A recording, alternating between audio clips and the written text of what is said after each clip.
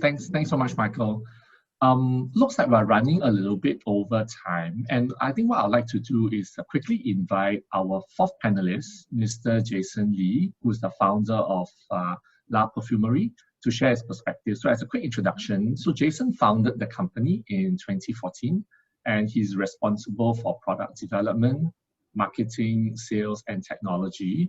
And prior to founding La Perfumerie, he actually only spent 4 years in Givaudan before he had the courage to go out and really start his own business.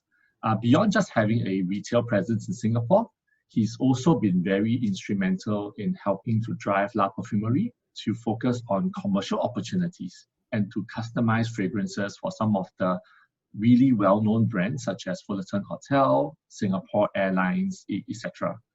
Jason, so we've heard from the government, we've heard from some of the bigger companies with long history, but as a entrepreneur, as a new company, can you tell us a little bit more about what your new normal is looking like and how you're helping your company and your staff to adapt to the new normal, and what are some of the reflections you have on your entrepreneurial journey during this very challenging time?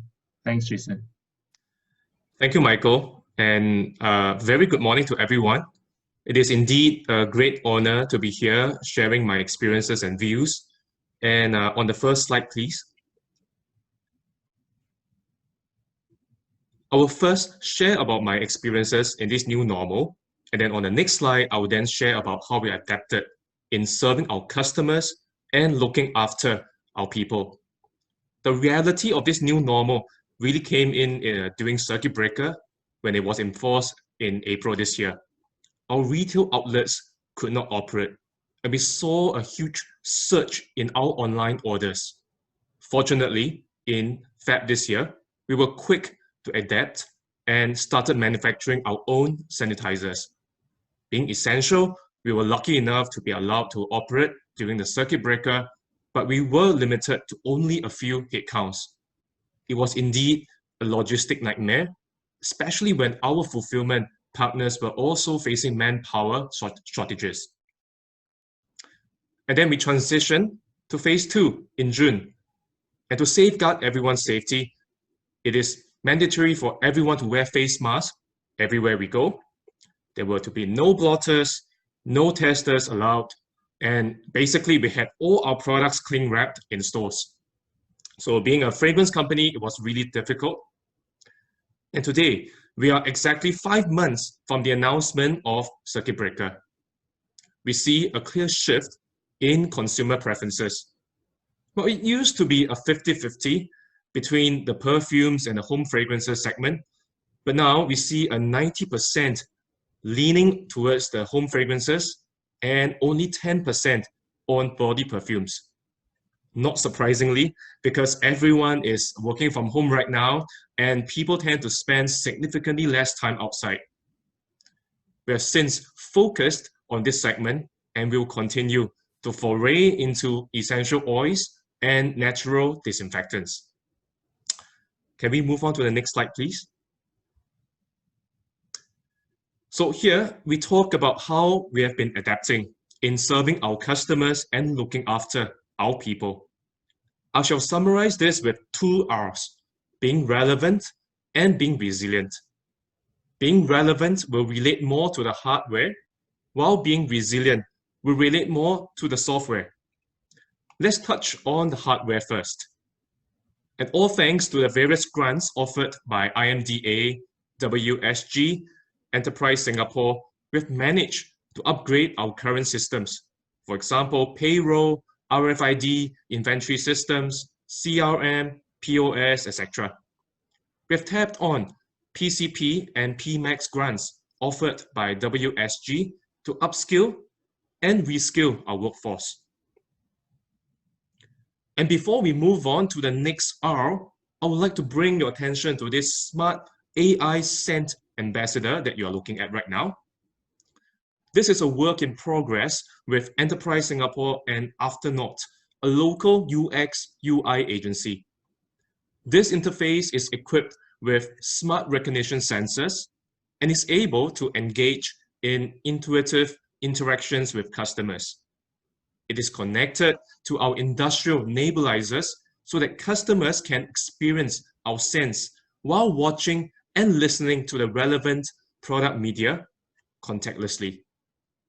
We hope to extend this to other categories like skincare and beauty, with the end goal of collecting and analyzing the big data so that we can bring forth better products and services to the economy. And lastly, we touch on being resilient, the software, which to me is so much more important than staying relevant.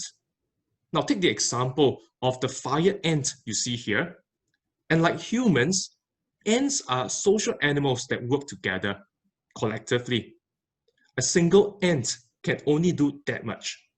However, an ant colony can find highly efficient solutions together, such as building a massive ant raft during a hurricane flooding that can ultimately save everyone. It is important for businesses and workers alike to remain positive and united. Do not be afraid to evolve and open to new ideas, to new technology. It is always important to keep up the learning, and we should encourage others to do so as well. And don't procrastinate and be late to execute. While we are still in this recovery mode, economies are still not yet fully opened, the borders are still closed, and we should make use of this time to upgrade and upskill so that when the time comes, we can be ready to ride the uptrend. Lastly, do not be afraid to employ help because, like ants, we are stronger together.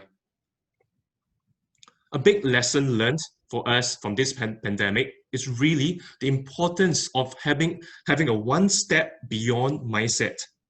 In everything we do, we should always think one step beyond, be it customer service, be it budgeting, be it expansion plans, etc. And with this mindset, we'll have more options in any scenario. More importantly, we are also very mindful about the mental health of everyone in the organization. With circuit breaker, work from home, and all the negativity that has been going around on the news, on social media for the past few months, it is crucial to be mindful about our mental health. And we always remind the team to maintain their balance in their daily lifestyle, to have enough rest, enough water, exercise, having a good diet, and of course, spending quality time with the family. Only with this basic settled, we can then set our minds right to grow sustainably. Thank you, Michael. I shall pass back the mic to you. Thanks, Jason. Fantastic sharing. Unfortunately, we've run out of time for Q&As, but if I would take a shot just to, think about what are some of the key points that resonated with me from the sharings by the different panelists. I think it's really clear as you think about digitalizing your business to be able to differentiate, what's table stakes and what would be unique and differentiating for you moving forward. I think number two, a lot of our panelists have shared about really putting the customer at the front and center, putting them and their needs at the heart of the change, and really making it easy and frictionless for you to be able to serve them better. Our panelists also shared a lot about using data and using different digital tools better. And I think in terms of driving change, I think all of them were also extremely clear in sharing that it's important to be able to drive change from the top and also to bring your organizations and your key stakeholders along with you. I hope that the stories from the panelists today provide some inspiration for everybody who is listening in to take action, to relook your business, to find opportunity during this crisis. As Michael has shared, there's a lot of support from the government.